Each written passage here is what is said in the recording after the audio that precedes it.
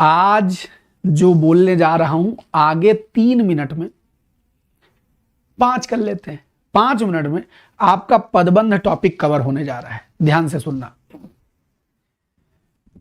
एक शब्द व्याकरण का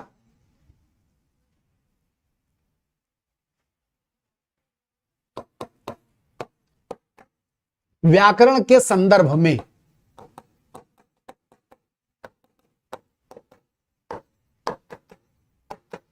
एक शब्द हो तो उसको पद कहते हैं और शब्दों का समूह हो तो उसको पद बंध कहते हैं। बंध माने बांध देना, पदबंध माने पदों को बांध देना, यही तो हुआ। अब अगर मैं आपसे कहता हूं लड़का,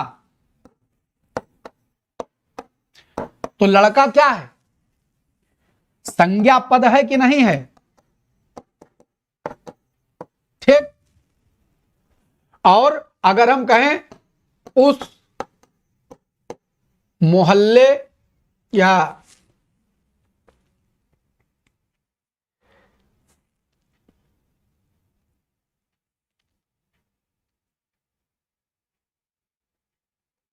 उस फ्लैट में रहने वाला लड़का।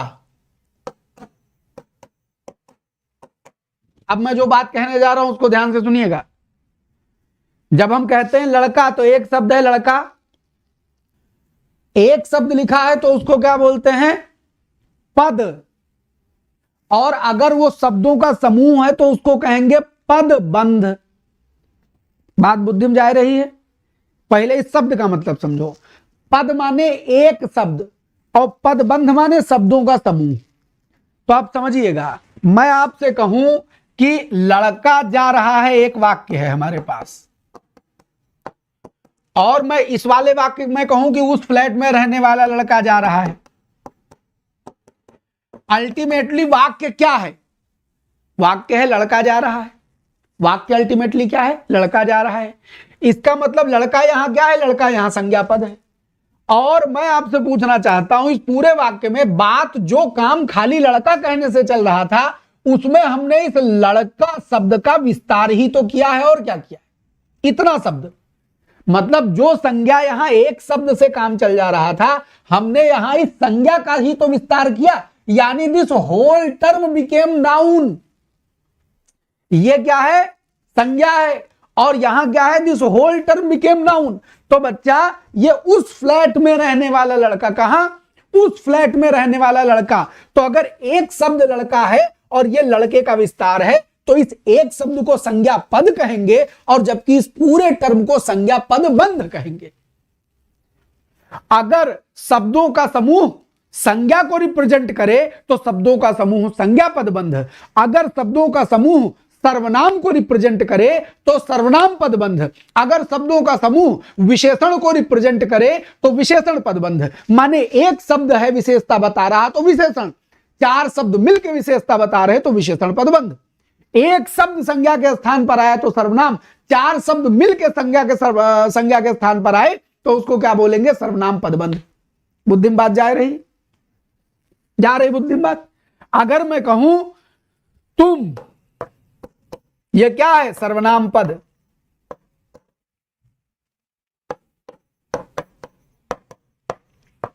हम कहें तुम जा रहे हो,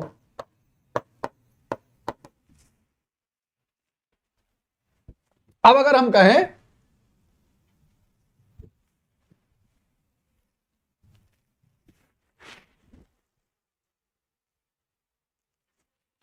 चूहे की तरह दिखने वाले तुम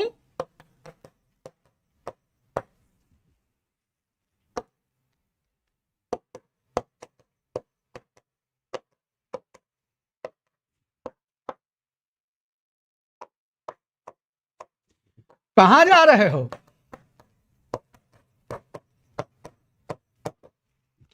बतिया वही है, तुम जा रहे हो में तुम क्या है? सर्वनाम है। और यहां पर ये क्या है कि तुम जो शब्द है ये इसी का विस्तार है। ये पूरा टर्म किसके लिए आया? तुम के लिए आया। ये पूरा पद किसके लिए आया? तुम के लिए आया। तो चूहे की तरह दिखने वाले तुम कहां जा रहे हो? चूहे की तरह दिखने वाले तुम कहां जा रहे हो?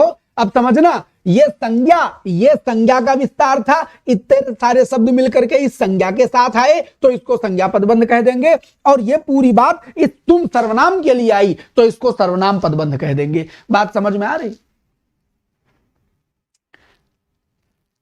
एकदम क्लियर है, कुछ करना नहीं, इससे सरल कुछ है ही नहीं।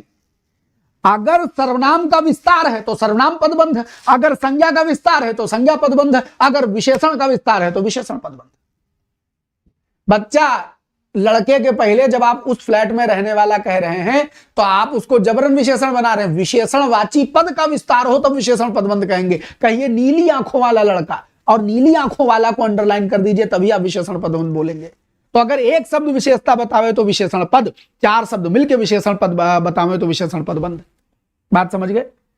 और अगर क्या कहते हैं, एक शब्द संज्ञा है तो पद, और अगर चार शब्द मिलकर संज्ञा का काम करें तो संज्ञा पदबंध हो जाएगा। तो हमको अब नहीं लगता है कि आपको पदबंध जानने में कोई दिक्कत होगी। अगर आप इसको ध्यान से देखेंगे तो पदबंध आपका क्लियर हो जाएगा।